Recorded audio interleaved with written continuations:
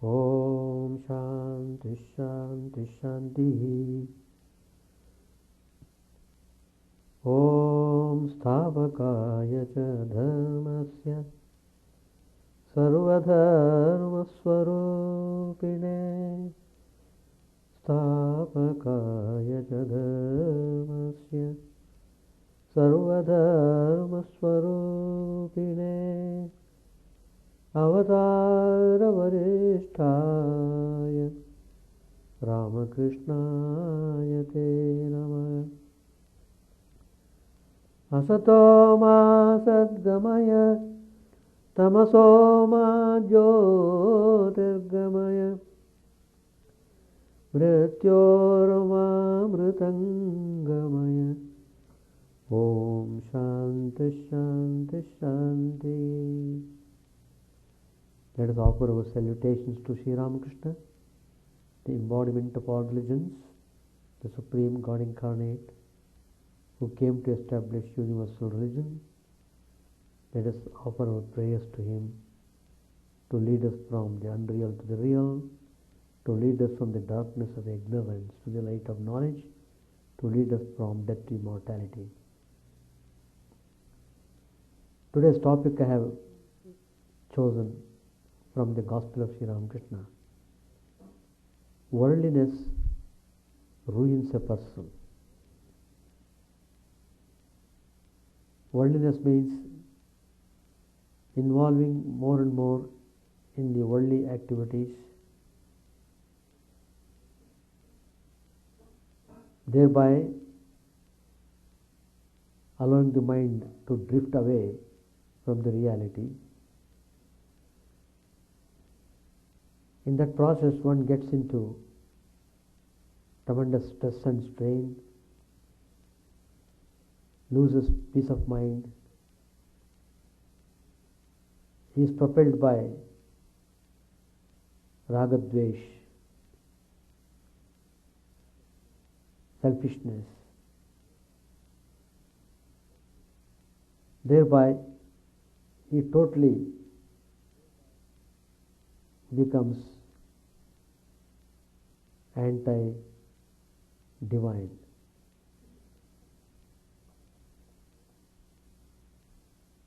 But this human life is given to us as an opportunity not to destroy our human qualities, but to rise up from the human level to divine level. So the world gives an experience to us that we should not rely upon the world. We should turn back. In other words, turn inward. Turn the mind inward. Then you will slowly realize the glory of the divine within. God is within us, within every one of us. The divine quality is in every one. But because we are not focusing our mind onto divine, we are focusing our mind on things non-divine, things secular, things non-spiritual, and so we are reaping the fruits of such actions.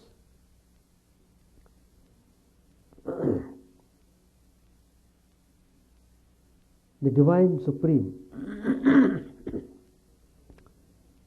as I said, residing in everyone's heart, is like Kalpataru, that is, wish-yielding tree of the celestial world. Kalpataru means it gives you whatever you ask of it. So one should be really careful to give up all worldly desires when one's mind has been purified by religious exercise, by religious practices. Sri Ramakrishna has said a very interesting story in the Gospel. A certain traveler came to a large plain in the course of his travels. As he had been walking in the sun for many hours, he was thoroughly exhausted and heavily perspiring. So he badly needed a rest. So he sat down in the shade of a tree to rest a little. Presently he began to think what a comfort it would be if he could but get a soft bed there to sleep on. Because there is a night's shade under the tree. Mild breeze was blowing. So he felt how it would have been if he had a good bed. This traveler was not aware that he was sitting under a special celestial tree. As soon as the above thought rose in his mind, he found a nice bed by his side. He felt very much astonished, but all the same stretched himself on it. Now he thought to himself how pleasant it would be were a young damsel to come there and gently stroke his legs. No sooner did the thought arise in his mind than he found a young damsel sitting at his feet and stroking his legs. The traveler felt supremely happy. Presently he felt hungry, and again he thought, I have got whatever I have wished for. Could I not then get some food? Instantly he found various kinds of delicious food spread before him. He at once fell to eating, and having helped himself to his heart's content, stretched himself again on his bed. He now began to revolve in his mind the events of the day. While thus occupied, he thought, if a tiger should attack me all of a sudden, in an instant, a large tiger jumped upon him and broke his neck and began to drink his blood. In this way, the traveler lost his life. Such is the fate of people in general. If during your meditation you pray for men or money or worldly honors, your desires will no doubt be satisfied to some extent, but mind you, there is a dread of the tiger behind the gifts you get. Those tigers, disease, bereavements, loss of honor and wealth, and so on, these are all tigers, are 1,000 times more terrible than a live tiger. As the water under a bridge enters from one side and passes out at the other, so religious advice given to the worldly people enters the mind through one ear and goes out by the other without leaving any impression. What's the characteristic of the worldly minded man? Sri Ramakrishna explains it very nicely. He says, such a man is like the mongoose in the tamer's pot. The mongoose tamer fixes a pot high up in a wall to serve as a nest for the animal. He ties one end of a rope round the neck of the mongoose, while the other end is fastened to a weight. Coming out of the pot, the mongoose goes down the wall and wanders about here and there, but when frightened, runs back into the pot to hide itself there. Unfortunately, it cannot stay there long, as the weight at the other end of the rope drags it down from its comfortable home.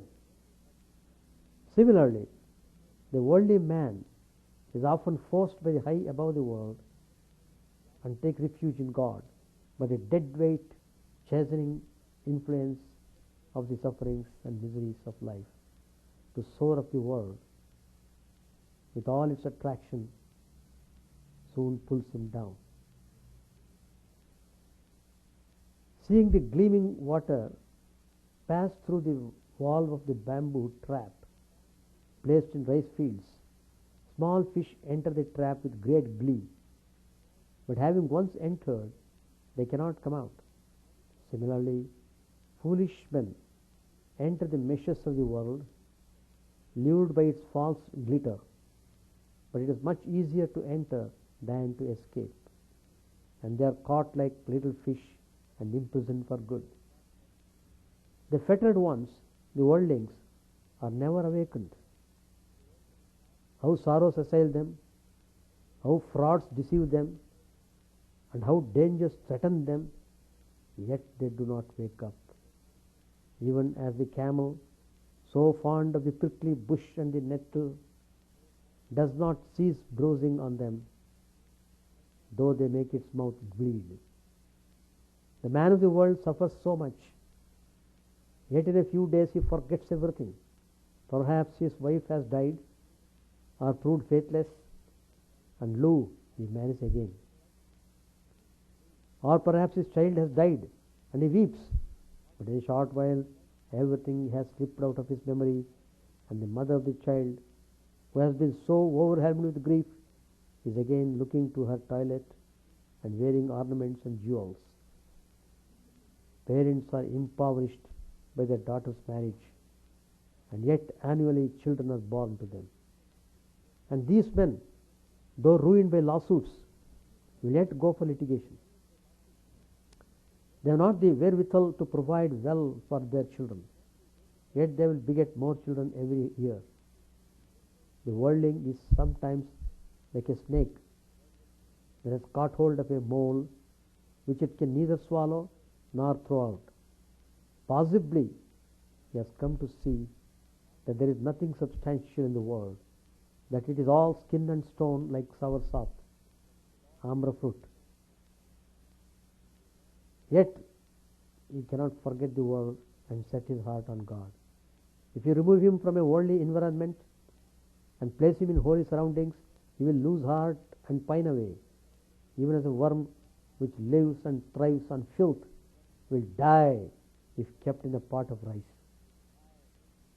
Man cannot renounce the world even if he wishes, because he is thwarted by the karmas that are bearing fruit in the present birth and by the impressions of previous actions left on the mind, prarabdha and samskara. Man cannot renounce the world even if he wishes, because he is thwarted by the karmas that are bearing fruit in the present birth and by the impressions of previous actions left on the mind. Once a yogi asked a king to sit down near him and meditate upon God. This has been told by Sri Ramakrishna. To him the king replied, "No, sir, that cannot be. I can remain near you, but still the thirst for worldly enjoyment will be with me.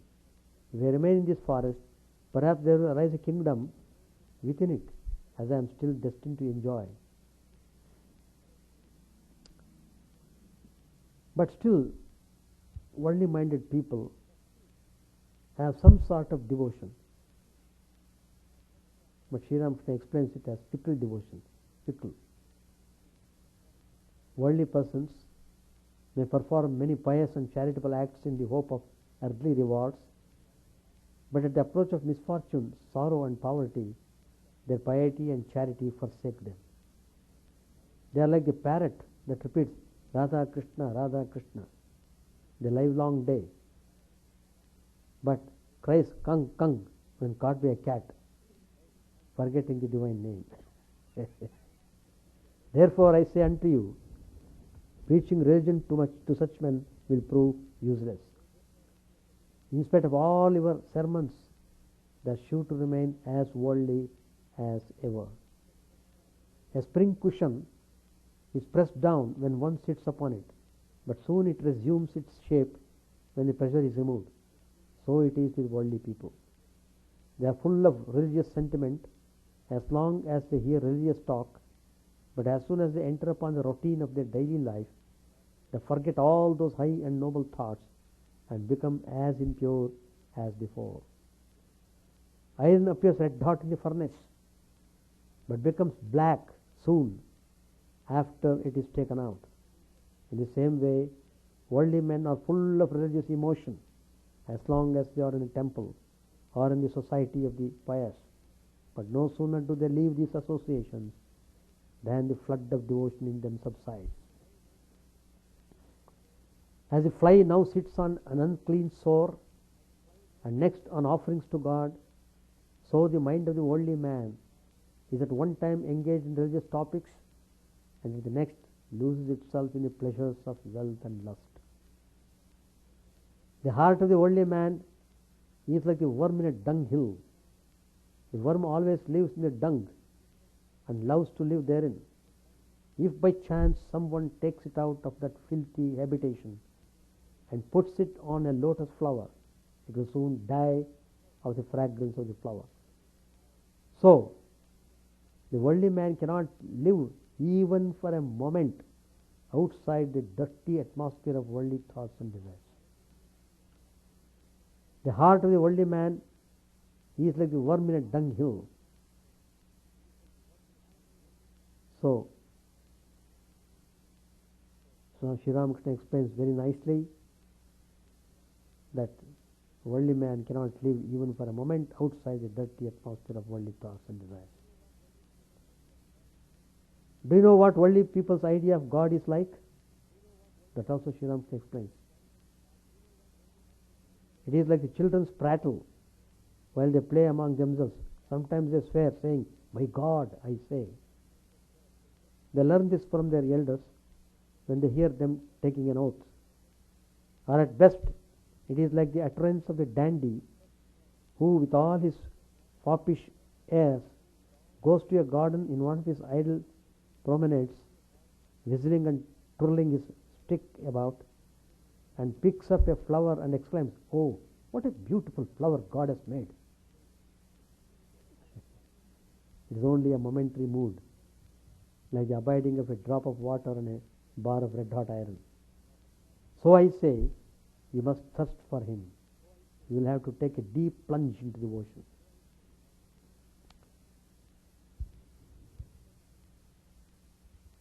The worldly-minded people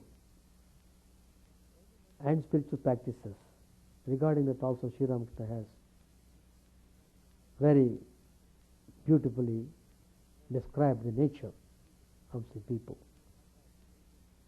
A husbandman was watering a sugarcane field throughout the day. After finishing his task, he saw that not a drop of water had entered the field. All the water had run underground through several big rat holes.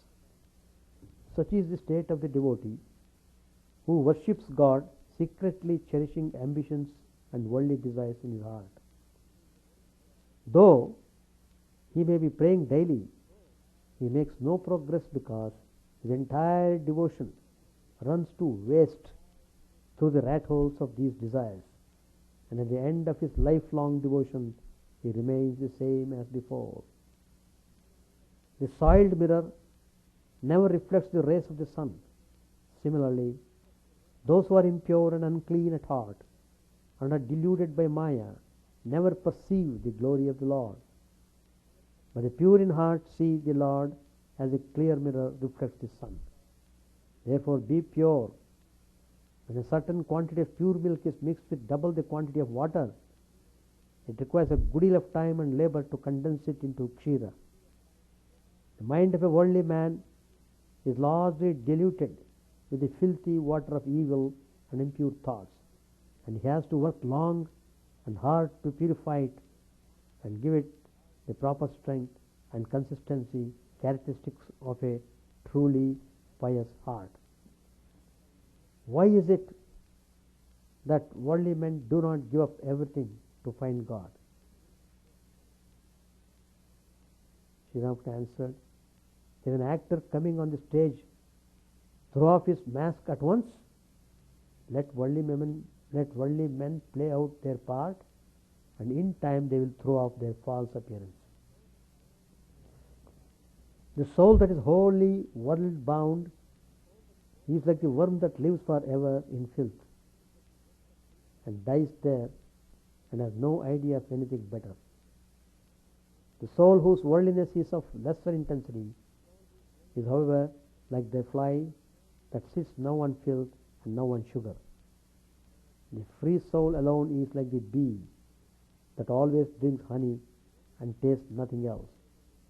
The worldly man is like the alligator, as the body of the alligator is not pervious to the strokes of any weapon, and as it cannot be put to death except by striking at the belly.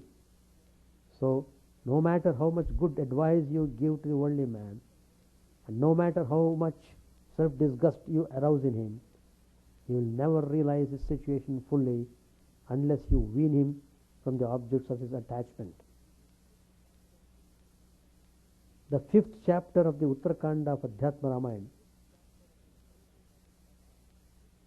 has a conversation between Lord Rama and his brother Lakshman. It is called as Ram Gita. It is purely Advaitic. Some of the examples given by Lord Rama here are very thought-provoking. A frog is being swallowed by a snake. Even though it knows that it is going to be dead in a few moments, the frog puts out its tongue in the hope it will catch some insects.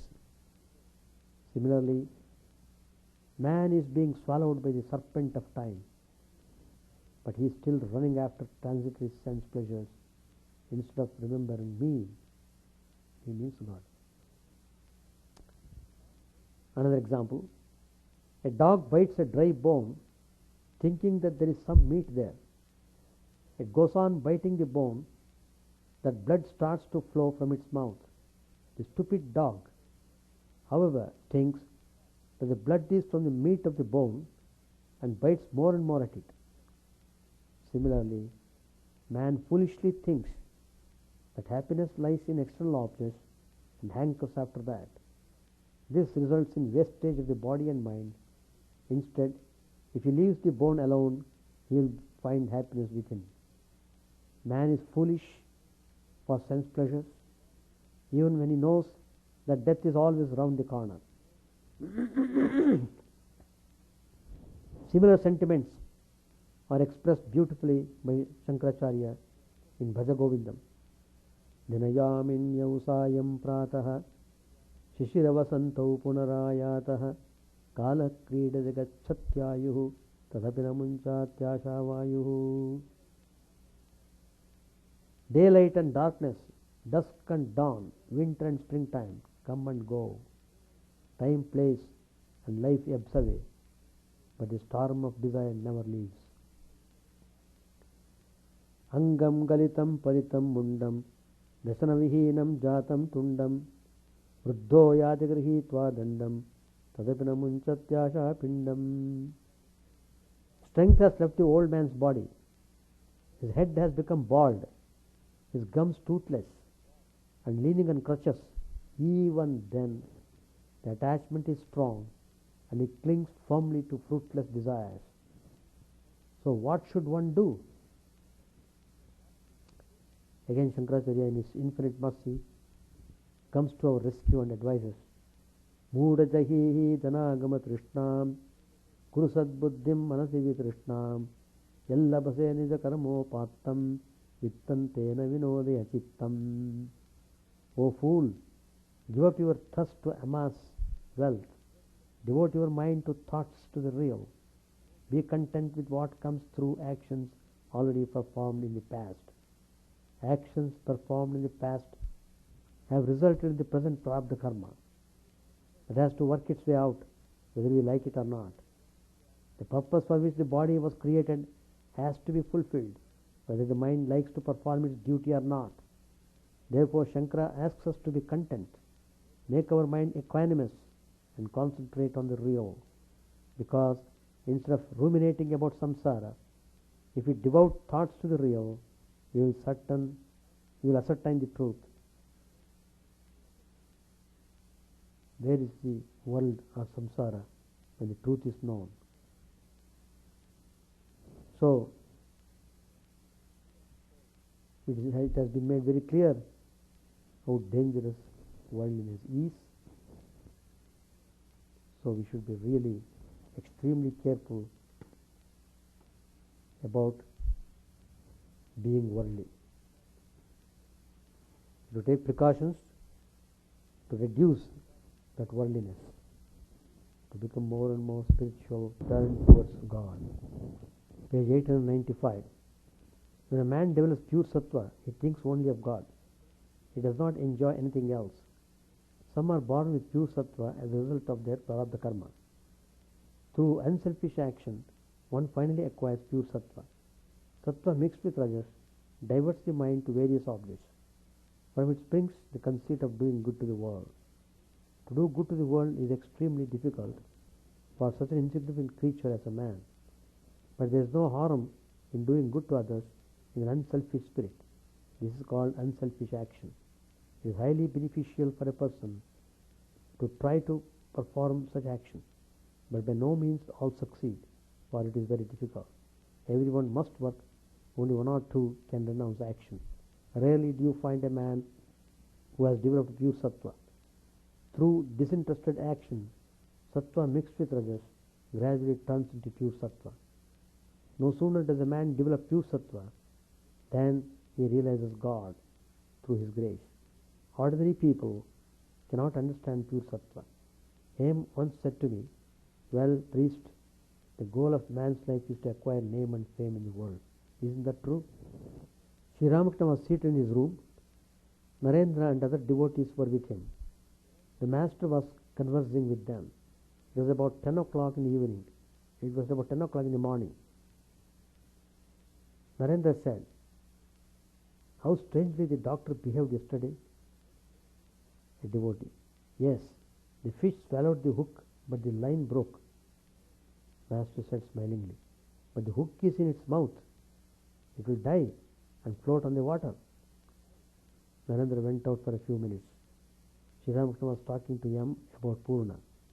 Master said, "The devotee looking on himself as Prakriti likes to embrace and kiss God, whom he regards as the Purush. I am telling this just to you. Ordinary people should not hear these things." Yam said, "God sports in various ways. Even the illness of yours is one of his sports. Because you are ill, new devotees are coming to you." Master said smilingly, "Bhupati says, what would people have thought of you if you had just rented a house to live in without being ill? Well, what has happened to the doctor?"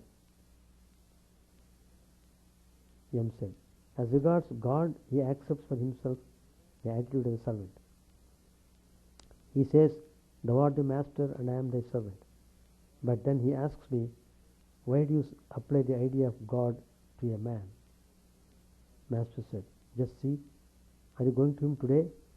Yam said, 'I shall see him if it is necessary to report your condition.' Master said, 'How do you find this boy Bankim? If he cannot come here, you may give him instruction. That will awaken his spiritual consciousness.' Narendra entered the room and sat near Sri Ramakrishna. Since the death of his father, he had been very much worried about the family's financial condition. He now had to support his mother and brothers.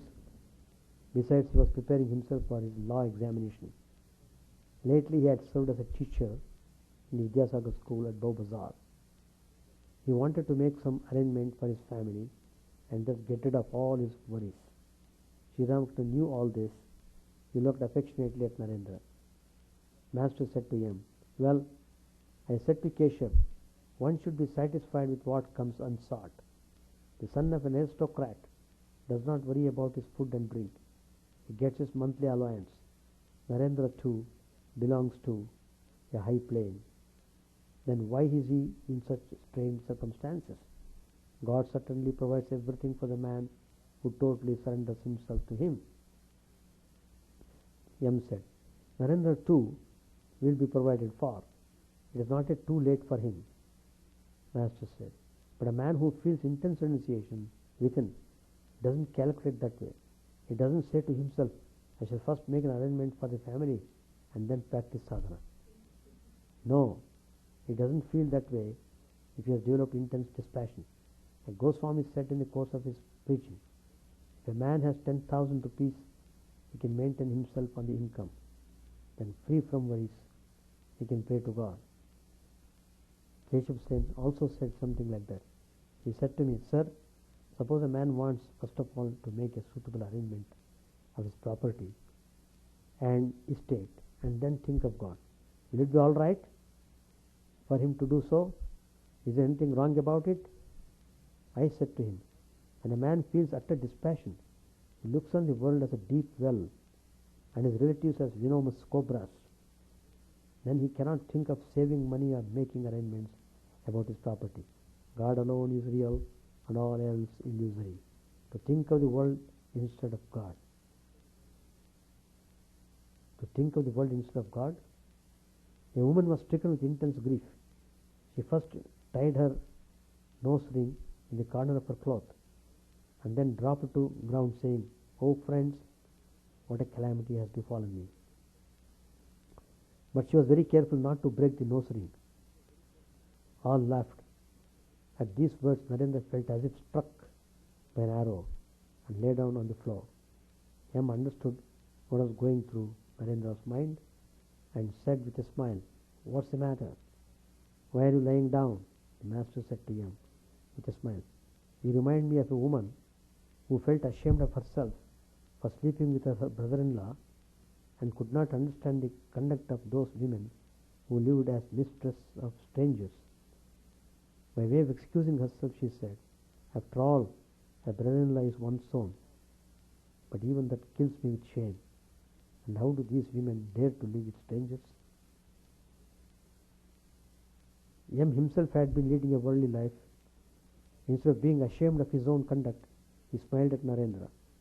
That was why Sri Ramakrishna referred to the woman who criticized the conduct of immoral women, though she herself had illicit love for her brother-in-law. A Vaishnava minstrel was singing downstairs.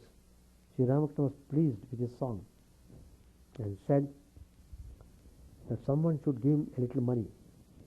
A devotee went downstairs. The master asked, How much did he give the singer? When he was told that the devotee had given only 2 paisa, he said, Just that much? This money is the fruit of his servitude? How much he had to flatter his master and suffer to earn it? I thought he would give at least 4 annas. The younger Naren had promised to show Sri Ramakrishna the nature of electricity with an instrument. The instrument was exhibited. So, beware of worldliness. Beware. Any question? Chant the name of the Lord and His glory unceasingly, that the mirror of the heart may be wiped clean and quench that mighty polished fire, worldly lust raging furiously within. O name, stream down in moonlight on the lotus heart, opening its cup to knowledge of thyself, O self, drowned deep in the waves of His bliss, tasting His nectar at every step, bathing in His name that bought for weary souls. Various are thy names, O Lord, in each and every name thy power resides. No times are set, no rites are needful for chanting of thy name. So vast is thy mercy, how huge then is my wretchedness, who find in this empty life and heart no devotion to thy name. O my mind, be humbler than a blade of grass. Be patient and forbearing like a tree. Take no honor to thyself, give honor to all. Chant unceasingly the name of the Lord. O Lord and soul of the universe, mine is no prayer for wealth or retinue. The playthings of lust or the ties of fame. As many times as I may be reborn, grant me, O Lord, a steadfast love for thee. A drowning man in this world's fearful ocean is thy servant, O sweet one.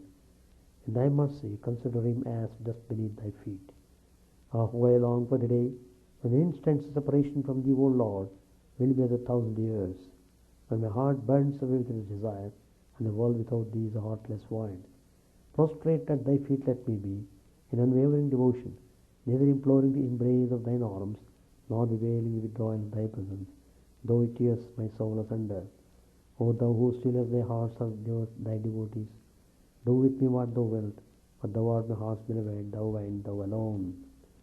O Lord, lead us from the unreal to the real.